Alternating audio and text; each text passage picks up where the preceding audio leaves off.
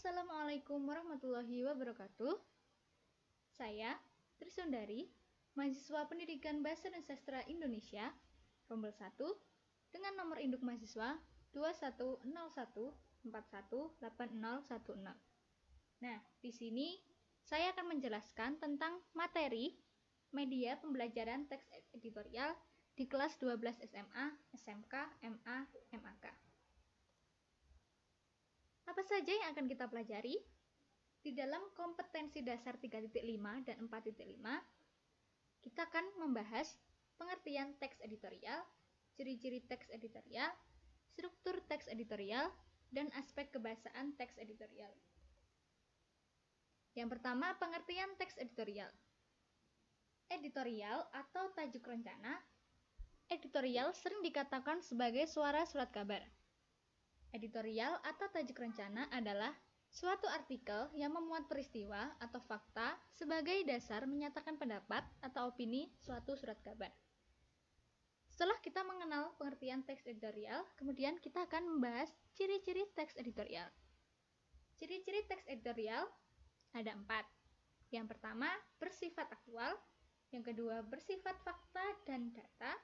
Dan yang ketiga, dalam teks editorial, penulis berusaha mempengaruhi dan meyakinkan orang lain. Dan yang terakhir, dalam teks editorial, mengungkapkan penilaian atau saran terhadap sesuatu. Setelah kita mengenal ciri-ciri teks editorial, tentunya dalam teks editorial terdapat struktur. Struktur dalam teks editorial ada 3. Yang pertama, tesis, argumentasi, dan pernyataan ulang pendapat.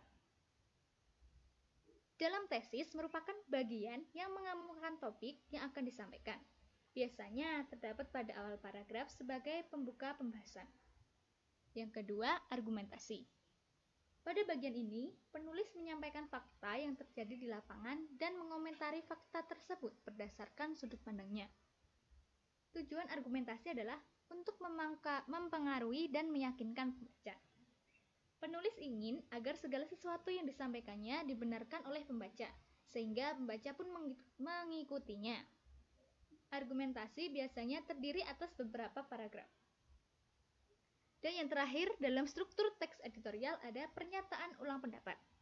Bagian ini merupakan penutup opini yang berisi penegasan kembali tesis dan argumentasi agar pembaca semakin yakin.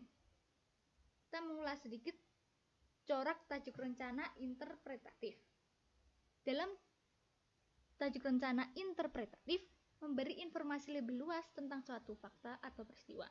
Penulis menerangkan atau memberi interpretasi suatu kejadian yang tidak mungkin dimuat dalam kolom berita. Dalam tajuk rencana interpretatif ini bersifat mengkritik, bersifat membujuk, dan bersifat memuji. Setelah kita mengetahui strukturnya, kemudian kita aspek kebahasaan. Dalam aspek kebahasaan, yang pertama ada pemakaian adverbial frekuensi. Dalam adverbial frekuensi ini adalah kata keterangan yang menunjukkan intensitas kegiatan, seperti selalu, biasanya, sering, kadang-kadang, jarang, dan kerap. Contoh kalimatnya seperti ini. Hal ini tentu seringkali membuat pusing masyarakat. Yang kedua, ada keterangan makna modalitas. Dalam keterangan makna modalitas ini terdapat beberapa keterangan. Yang pertama, keterangan kepastian, keterangan keraguan, dan keterangan keinginan. Yang ketiga, ada konjungsi untuk menata argumentasi. Konjungsi ini menunjukkan urutan dari sebuah peristiwa seperti pertama, kedua, kemudian, dan berikutnya. Contohnya, kemudian, tak lama setelah itu, imbas dari kenaikan BBM mulai terasa. Yang keempat, ada konjungsi untuk memperkuat argumentasi. Konjungsi ini menunjukkan tambahan argumen dari argumen sebelumnya, seperti bahkan, juga, selain itu, dan lagi pula.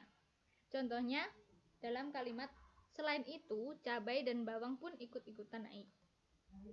Aspek yang kelima yaitu konjungsi menyatakan harapan. Konjungsi ini terdiri dari bagian kalimat.